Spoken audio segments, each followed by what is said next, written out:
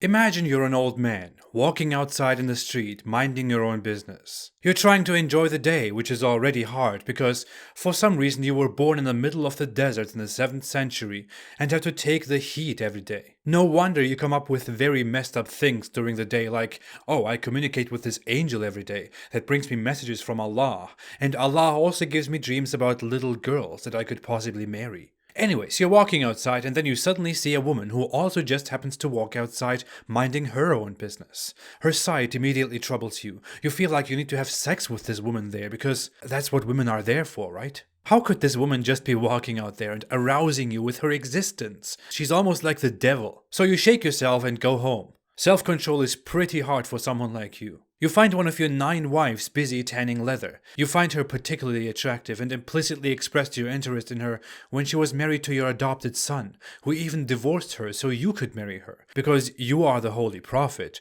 and your desires come first. She's also your cousin, by the way. Anyways, she's busy tanning leather, but you don't care at all. You have an emergency right now, because that's what women are there for, right? Afterwards, you proudly and happily go out to your people and tell them the woman comes and goes in the shape of a devil. So when one of you sees a woman, he should come to his wife because that will repel what he feels in his heart. Okay, I don't think anyone can relate to this. I mean, what the hell? In case it is not very obvious and you can't already tell, this is a story about the pious Muhammad, Allah's favorite human. According to a report in the most fundamental sources of Islam, where we also learn how to pray and how to fast and how to go to the toilet, and all kinds of instructions so we can function as basic humans under Islam. Muhammad once saw a woman outside, so he came to his wife, Zainab, as she was tanning a leather and had sex with her. Probably not right there, I don't know, it sounds weird as it is. He then went to his companions and told them, the woman advances and retires in the shape of a devil, so when one of you sees a woman,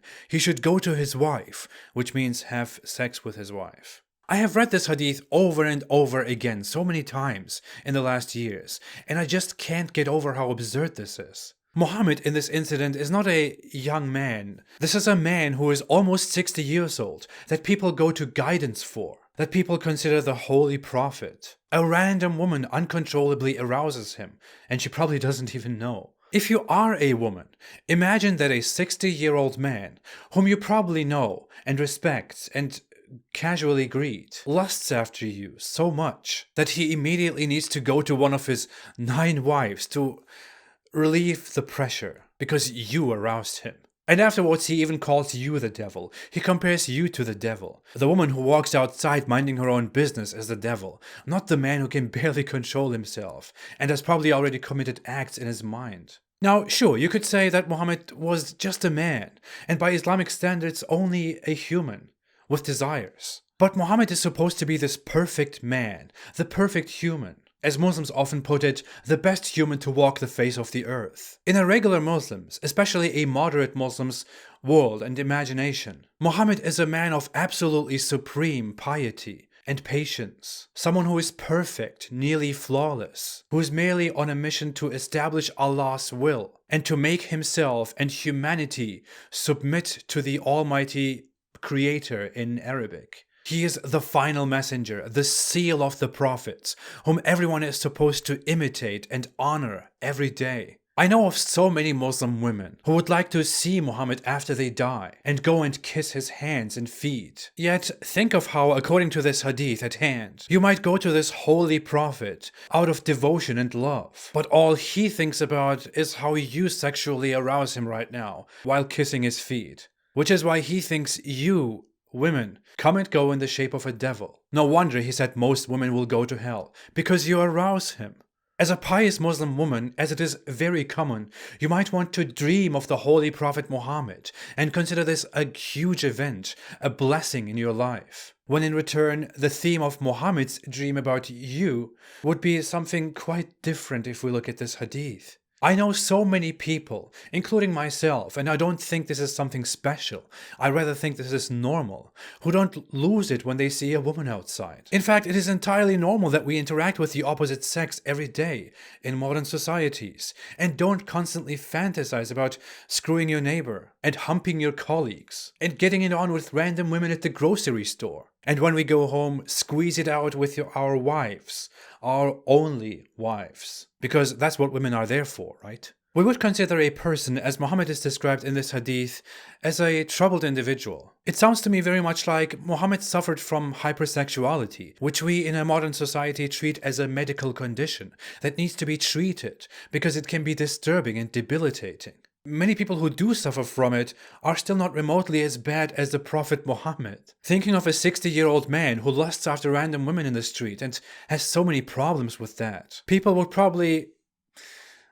They shouldn't do that, but they would probably mock him as a perv. And we would generally choose to stay away from that man, as a society. I could see how in an Islamic society, however, where sexual frustration is prevalent, and women are repressed and altogether treated like intimate parts, people would have no issue with this hadith at all, and understand it and agree with it. In an Islamic society, women are supposed to be quiet, veiled, not unnecessarily go outside, not laugh loudly, not unnecessarily interact with other men, be in the background or the back room of society. In fact, have a separate room for the women. Because Islamic societies adopted the sick mind of a 7th century man, who said that if a man wants to have sex with his wife, she should immediately leave whatever she's doing, even if she's on the saddle of a camel, and have sex with him. And that if she doesn't go to him when he calls her to bed at night, angels would curse her through the night. A man who ordered his followers to speak to his wives only from behind a veil, because he himself would lust after random women. And he didn't want people to lust after his wives. He didn't want people to marry his wives after he's dead. This is a man who had a dozen wives and who still went around asking for more wives, despite the fact that his own followers were only allowed to have 4 wives.